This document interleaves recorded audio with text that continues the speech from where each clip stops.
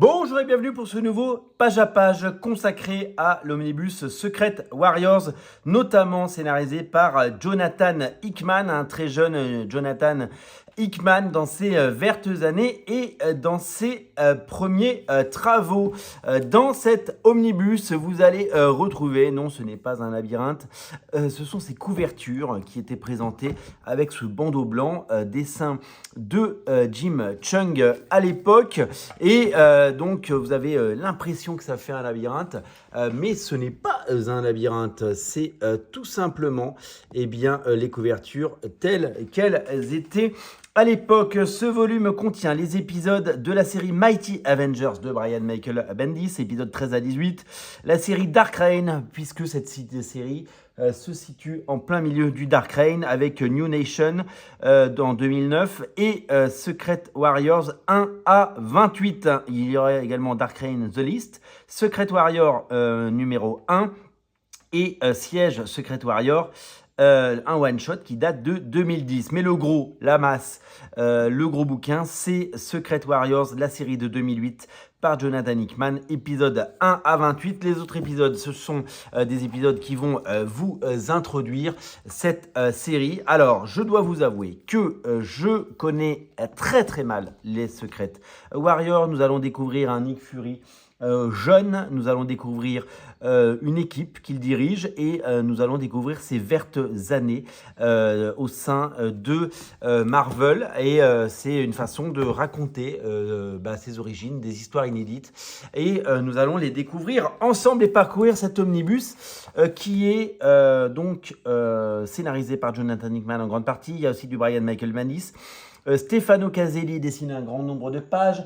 Alors, Stefano Caselli, c'est un dessinateur qui a beaucoup travaillé récemment sur les X-Men et qui a un style absolument magnifique, mais c'est un Stefano Caselli beaucoup plus jeune que vous allez découvrir avec un style. Valerio Vitti également. Des dessinateurs comme Ed McGuinness par exemple, David Marquez et Alex Maliv.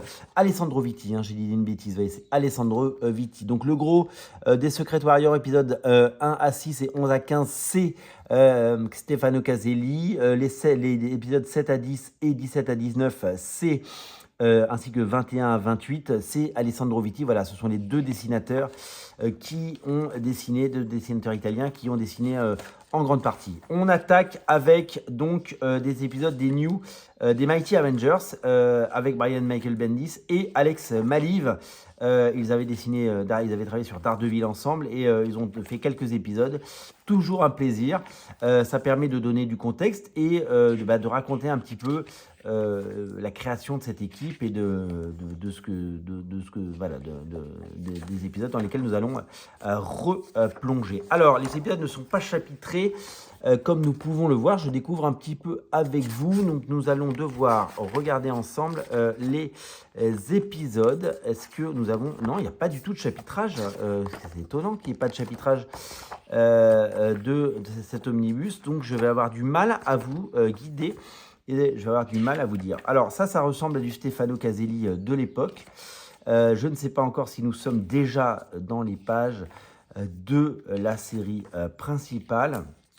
Il suffit peut-être de regarder derrière. Non, peut-être que nous n'y sommes pas encore. Mais nous allons donc pouvoir découvrir... Alors, ce qui est sûr, c'est que dans ces épisodes, nous avons quand même une somme de talents. À la fois des talents reconnus comme...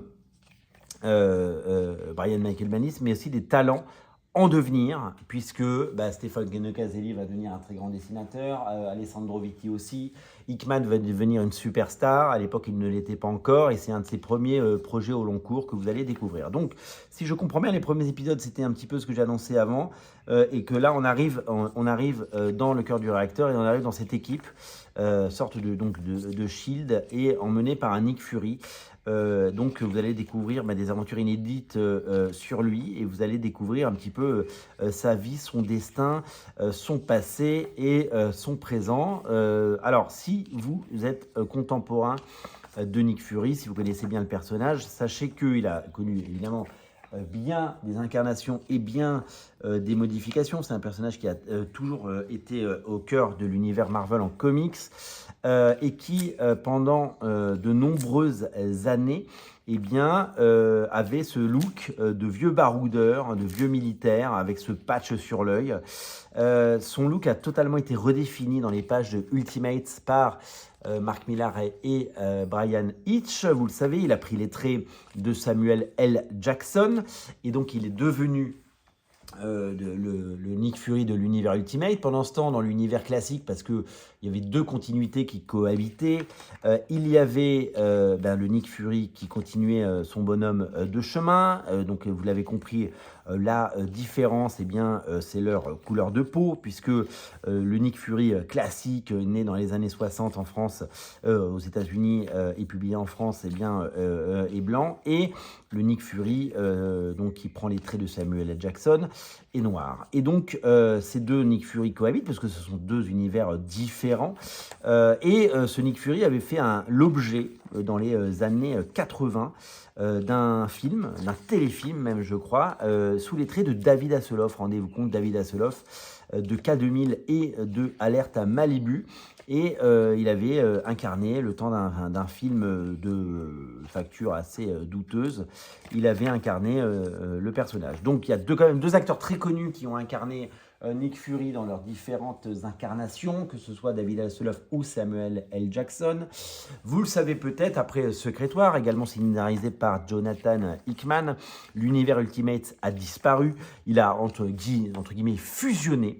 Et en fait, ils ont pris un peu le meilleur de tous les univers. C'est-à-dire que ils n'ont pas fusionné Peter Parker et Miles Morales, par exemple, mais Miles Morales est apparu dans l'univers unifié, dans un seul même univers.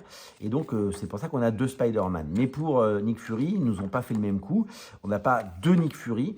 Et en fait, le Nick Fury version Samuel L. Jackson est devenu, en quelque sorte, le seul Nick Fury. Et c'est vrai que Samuel L. Jackson l'incarne tellement bien et personnalise tellement bien le personnage depuis plus de 10 ans au cinéma, même si aujourd'hui il vieillit un peu et que ses dernières apparitions dans The Marvels et dans l'affreuse série secrète Invasion, eh bien, tout ça a eu un petit peu raison, si vous voulez, de notre envie de revoir Samuel L. Jackson sous les traits de Nick Fury, parce que c'est quelque chose qui a très très bien marché, mais voilà, aujourd'hui il va falloir passer certainement à autre chose, en tout cas, soit ne plus utiliser le personnage au cinéma, soit évidemment eh bien, tout changer. Alors, qu'est-ce qu'on peut voir sur toute la première partie que je suis en train de parcourir avec vous, hein.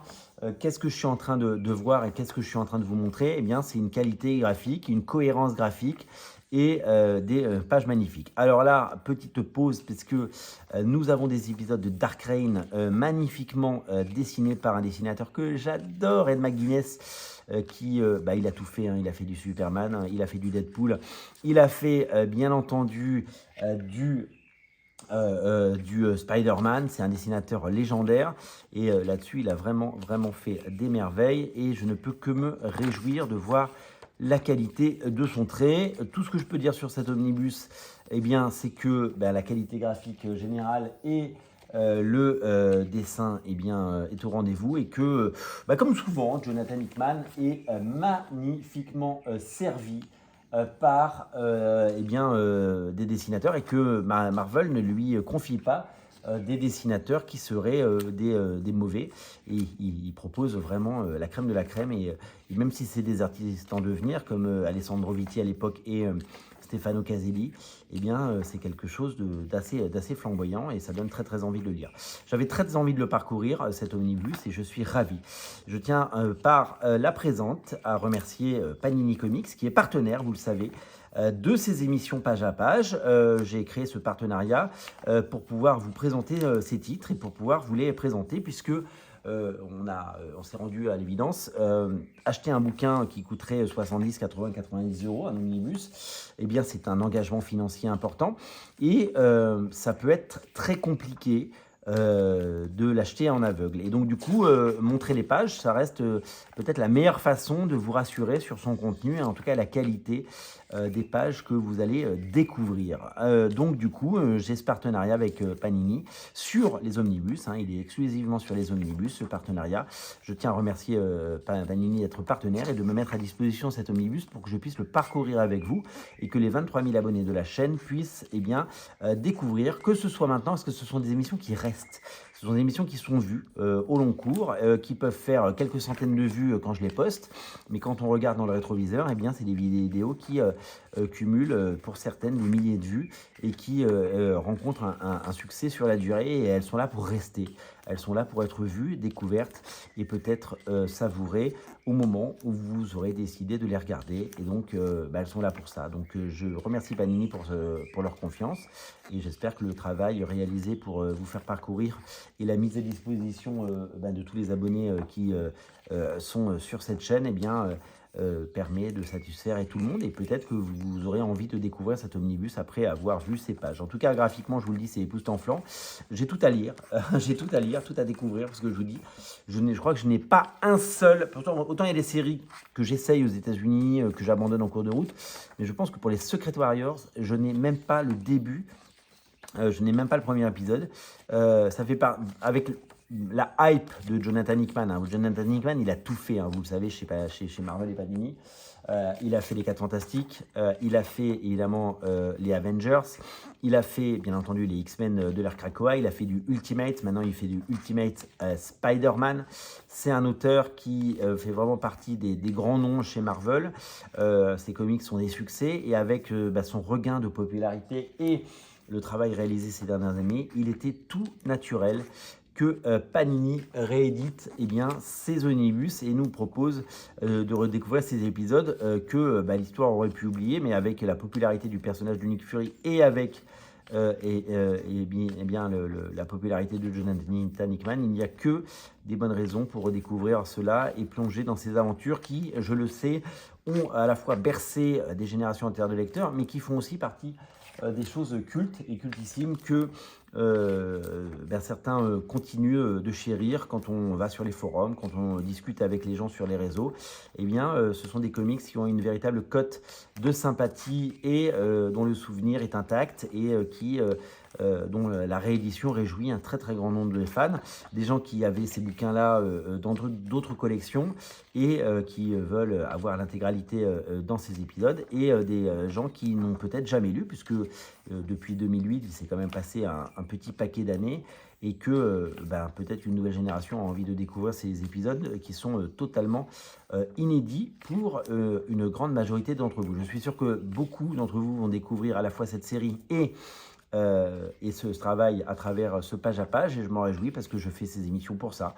Je les fais pour qu'elles soient vues, je les fais pour qu'elles soient commentées, et je les fais pour peut-être vous donner envie de les lire, de découvrir, et peut-être donner sa chance à un produit qui serait passé sous le radar si vous n'aviez pas vu ces pages à page. Vous n'êtes pas obligé de voir tout le page à page, si vous êtes encore là après plus de 10 minutes, c'est que vous avez très envie de voir tous ces contenus, mais je sais que beaucoup d'entre vous se contentent de regarder seulement les premières minutes et donc les premières pages pour se donner une idée et se faire un avis sur certains récits. Vous le savez que je prends un véritable plaisir à vous montrer ces pages à pages d'Omnibus, parce que ça fait de belles émissions et ça fait de très jolies choses. Là, nous découvrons les couvertures de Jim Cheung qui sont toutes plus belles les unes que les autres. Jim Cheung qui fait partie des très grands artistes Marvel, des très grands noms. D'ailleurs, des artistes qui nous manquent, on voudrait qu'ils travaillent plus, on voudrait les revoir. Je ne sais pas ce qu'il fait en ce moment, mais on rêverait de le voir sur un projet d'envergure, sur quelque chose de beau. Paul Renaud également a fait des couvertures magnifiques. Paul Renaud, Cocorico, dessinateur flamboyant. Voilà, je me disais bien qu'il y avait 2 pages. Paul Renaud qui a fait un travail merveilleux sur ses couvertures et qui, chez Marvel de manière générale, a fait un travail époustouflant et des bonus de qualité avec un travail en profondeur et un omnibus de toute beauté pour des lecteurs avertis.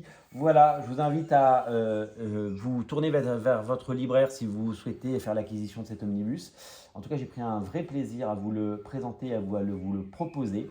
je vous invite à eh bien, aller le voir en librairie et peut-être craquer si ça vous dit. En tout cas, merci d'avoir suivi cette émission et à très bientôt. Salut.